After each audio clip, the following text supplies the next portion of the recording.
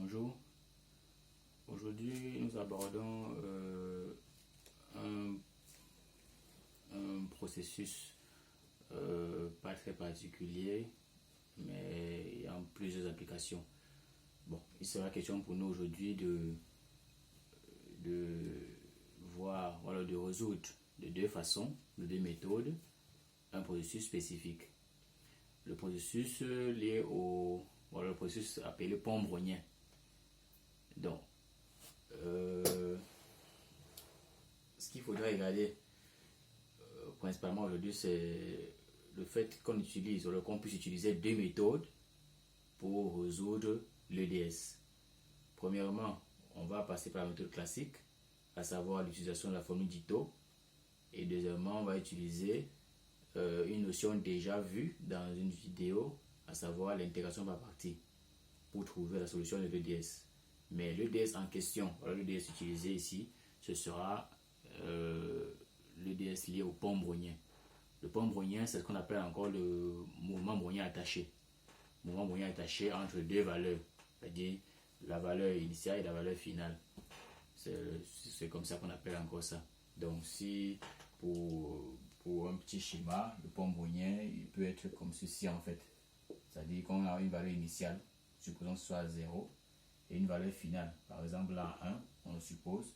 Donc c'est un mouvement brownien dont la dynamique peut suivre une telle trajectoire, toujours autour d'une moyenne. Mais aujourd'hui, comme on l'a dit, ce sont les méthodes de résolution qui nous importent. Donc, on va supposer un pont brownien ici avec volatilité égale à 1 d'abord. Donc, soit le ds dxt égale à xt sur petit t moins grand t dt plus dbt. Et on va supposer que x0 c'est un certain petit a, n'est-ce pas? Un certain petit a. Ici t est supposé être entre 0 et grand t. Bien sûr, x grand t, bon à la fin on va voir sa valeur, mais on peut d'abord dire que c'est égal à 0, disons comme ça. Ça veut dire que voilà la dynamique d'un pont brownien. Ici, la volatilité c'est 1. On n'a pas pris volatilité sigma quelconque. On prend d'abord égal à 1. Donc, xt, du moins, étant un pont brownien, alors c'est un processus entre deux, c'est un mouvement brownien attaché entre la valeur petit a et la valeur 0. Disons comme ça. Donc, première méthode de résolution, formule d'Ito. Donc, grand 1, on va utiliser la formule d'Ito. Formule d'Ito pour résoudre l'EDS en question. Pour résoudre l'EDS en utilisant la formule d'Ito, on va considérer ce qu'on appelle le processus de transformation. Le processus de transformation, c'est un processus stochastique qui est une fonction du processus recherché et vérifiant un certain ordre de régularité. Donc, posons yt égale à f de txt, n'est-ce pas? Où f est une fonction C12. On a vu ce que ça veut dire C12. C'est une fonction C12 par rapport à 0t croix. On va supposer que xt la vie dans le pont brownien, on va supposer qu'il vit dans R, disons R plus, hein, disons R plus. Donc disons R, juste R. On va supposer qu'il vit dans R. Donc disons comme ça. Ou bien sûr, bon, alors avec yt égale donc à f de t xt égale à x grand t sur grand t moins petit t. Donc, pour la formule d'Ito, dès qu'on a f, on peut la voir. Nous aurons df égale à la dérivée partielle par rapport à t, f. Ici, bien sûr, on va spécifier c'est en xt comme ceci, dt. Ça ne dérange pas, n'est-ce pas? Plus dérivé par rapport à x, f en xt, dxt, plus 1 demi, n'est-ce pas?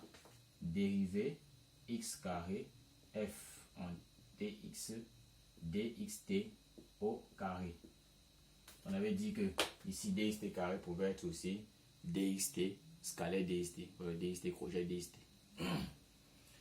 Alors, ceci veut dire que nous allons plutôt écrire ici. Je vais effacer là, j'espère que vous avez noté. Ici, c'est dérivé, n'est-ce pas, par rapport à t de la fonction f. Donc, si je prends cette fonction et je dérive par rapport à t, ça veut dire que x est vu comme une constante. Donc, ça ressemble en fait à la dérivée de 1 sur t moins t, simplement. Donc, dérivé du haut fois le bas, ça fait 0. Moins dérivé du bas, ça fait moins 1, n'est-ce pas, fois le haut sur le carré du bas. Mais comme il y a un moins, ça va donner plus. Donc, ça fait xt sur t moins t, le tout au carré. Ça, c'est la dérivée par rapport à t. Dérivée de f par rapport à x, voilà, par rapport à xt si on veut comme ça, ça fait simplement 1 sur t moins t. Pourquoi? Parce que 1 sur t moins t ici là est vu comme une constante par rapport à x. Et enfin, si ceci ne dépend pas de x, alors dérivé de x carré comme ceci, c'est 0. Pardon, parce qu'il s'agira de dériver ceci par rapport encore à x. Ceci ne dépend pas de x. Donc quand il ne dépend pas à x encore, ça donne simplement 0. Ça c'est vu comme une constante. Donc ça va garantir que tout ce paquet va donner 0. N'est-ce pas? Tout ce paquet se donnera 0. Puisque dérivé carré de f par rapport à x, c'est ceci. Donc, par la suite, nous dirons que c'est égal. C'est-à-dire que nous dirons que df est égal à la dérivée ici. C'est xt sur t moins petit t au carré dt plus 1 sur t moins t dxt. N'est-ce pas? 1 sur t moins t, c'est ça. dxt, je rappelle que dxt, voilà ça ici. dxt, c'est tout ceci. Ça fait xt sur petit t moins grand t dt plus d dbt. Alors, on n'oublie pas que c'est la formule du taux en grand 1. Je passe là. Alors, un développement simple nous dit que df c'est xt sur t moins petit t au carré dt. Ici, ça fait t moins t, grand t moins petit t fois petit t moins grand t. Mais n'oublions pas que petit t moins grand t peut encore être égal à moins grand t moins petit t comme ça. Ça veut dire que j'aurai un moins et j'aurai grand t moins petit t ici. Donc ça fait moins, n'est-ce pas, xt sur grand t moins petit t au carré dt plus 1 sur grand t moins petit t dbt. D'accord. Je multiplie ceci là et là ici. Alors, on observe que ce paquet-ci et ce paquet-ci s'en vont. Ça fait 0 là. Donc on va rester avec df égale à 1 sur grand t moins petit t dbt. Donc si nous intégrons donc entre 0 et grand t, df, n'est-ce pas, en t xt égale à l'intégrale de 0 à grand t en 1 sur grand t moins petit t dbt, pas besoin d'écrire s ici. Alors, lorsque l'intégrale disparaît, le d disparaît aussi, c'est une differentielle. Ça fait donc f en grand t. Ah non, qu'est-ce que je fais? Je préfère intégrer entre 0 et petit t, n'est-ce pas, entre 0 et petit t. Là, nous allons mettre s. Parce que je veux la solution de cette équation, cette EDS. Donc, je vais intégrer entre 0 et petit t. Et je précise que petit t, quel que soit petit t là, appartenant à l'intervalle 0 grand t. Voilà. C'est bon maintenant. Donc je vois ici f en petit t xt moins f en 0 x0 égale donc à l'intégrale de 0 à t 1 sur grand t moins s db s. Mais rappelons que f au départ c'était quoi? F de tx c'était x sur grand t moins petit t. On le rappelle, n'est-ce pas? Ça veut dire que nous aurons ici xt sur grand t moins petit t moins x0 sur grand t moins petit t. Petit t c'est combien? C'est 0 ici. égale donc à l'intégrale de 0 à t 1 sur grand T moins S dBs. Alors, de ceci, nous pouvons dire que x,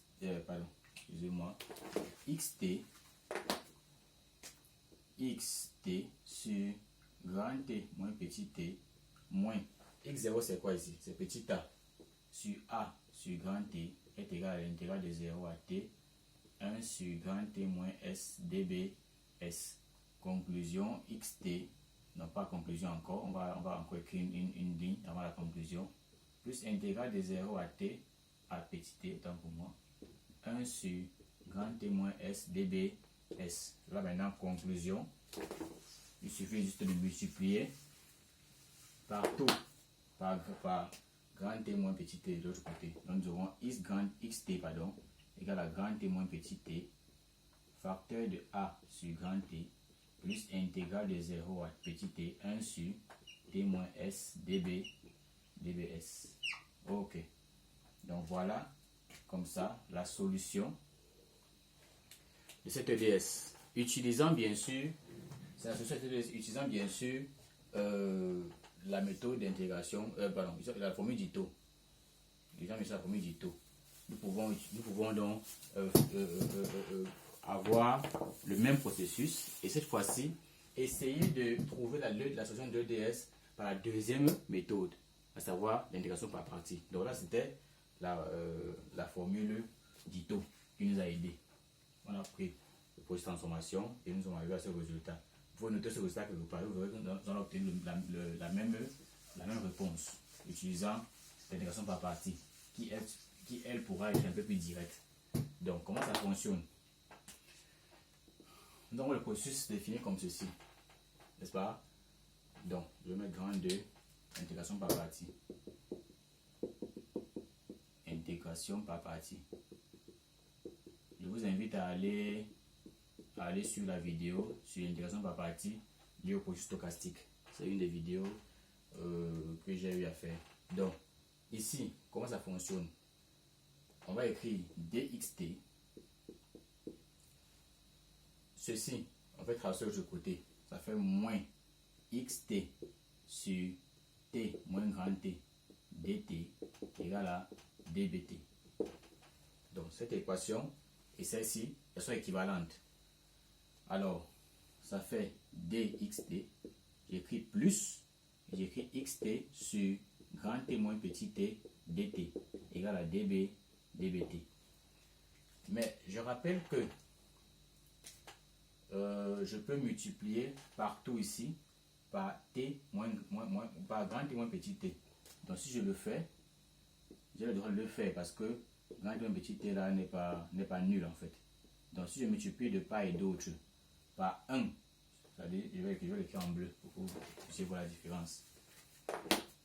Donc si je fais 1 sur grand T moins petit t fois tout ce paquet-ci, dxt plus xt sur grand T moins petit t dt, n'est-ce pas, égale comme ceci, égale, je multiplie aussi ici par 1 sur grand T moins petit t fois dbt. Alors qu'est-ce qui se passe? Qu'est-ce qui va se passer? Nous aurons ici, ça c'est dxt, hein? Voilà. Qu'est-ce qui se passe? Nous avons ici donc 1 sur t moins petit t dxt plus 1 sur t moins t de tout au carré xt dt égale à 1 sur grand T moins petit t dbt. Qu'est-ce que nous pouvons observer? Nous pouvons observer que 1 sur grand T moins petit t au carré ressemble à une sorte de dérivée de 1 sur t moins petit t. Et dxt est la différentielle liée à xt, mais sur par rapport à dt. Donc, si on fait le rappel en utilisant la formule d'intégration par partie, elle dit que D, par exemple, de 1 sur T moins petit t multiplié par xt me donne dérivé du premier ci.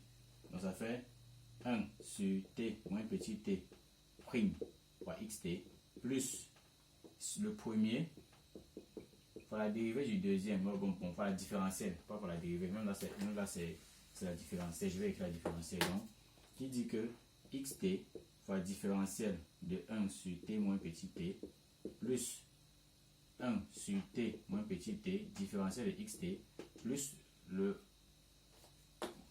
crochet. Voilà, bon, là on va supposer que c'est comme un produit scalaire de d 1 sur t moins t point dxt.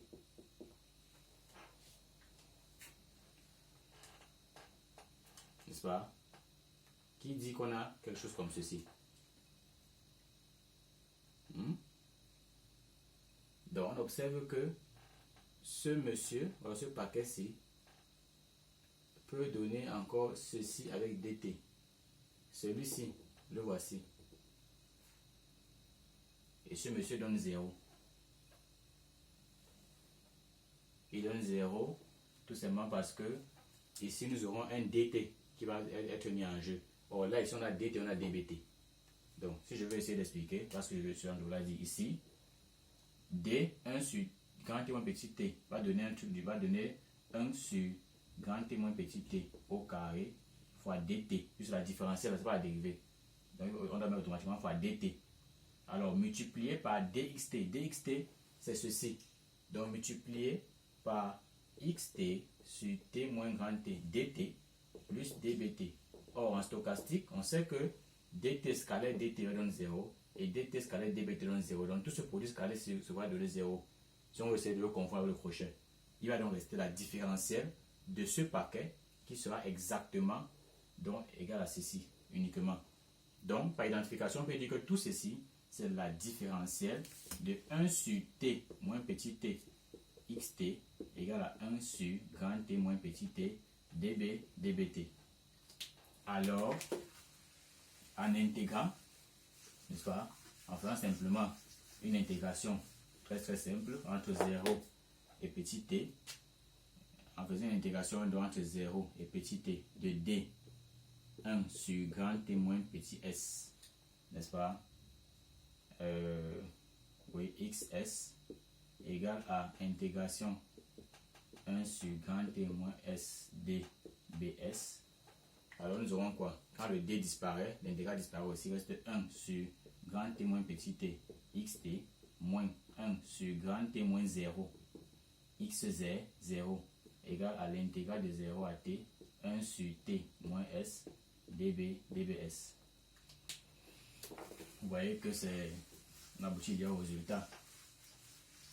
Donc ça fait qu'on aura 1 sur grand t moins petit t xt égale à x0, c'est a, ça fait a sur grand t. Avec le moins, quand il traverse, ça devient plus, ça fait a sur grand t plus l'intégrale de 0 à t 1 sur grand t moins s dbs. Conclusion, xt c'est grand t moins petit t facteur de a sur grand t plus intégrale de 0 à t 1 sur grand t moins s dbs, qui est le même résultat qu'on a eu tout à l'heure. Petite observation, c'est que x en grand t vaut quoi? C'est-à-dire si on prend petit t par grand t, ça fait grand t ici. J'ai plus besoin de regarder ce paquet. Ça va faire grand t moins grand t qui donne 0. 0 fois un nombre, c'est 0. Donc grand t va donner 0. Donc on avait bien raison de dire que c'est un pont brownien attaché entre a et 0. N'est-ce pas? Une sorte de augmentation peut être en fait celle-ci. Donc on a un a ici et là on a un 0 là. Donc c'est quelque chose comme ceci, attaché entre a et 0, tout simplement. Donc voilà donc pour cette vidéo, l'utilisation de deux méthodes pour résoudre une EDS. N'est-ce pas? Une EDS dite EDS de générant l'évolution du pont brownien. Donc c'est tout ce qui concernait cette vidéo. Ok, merci.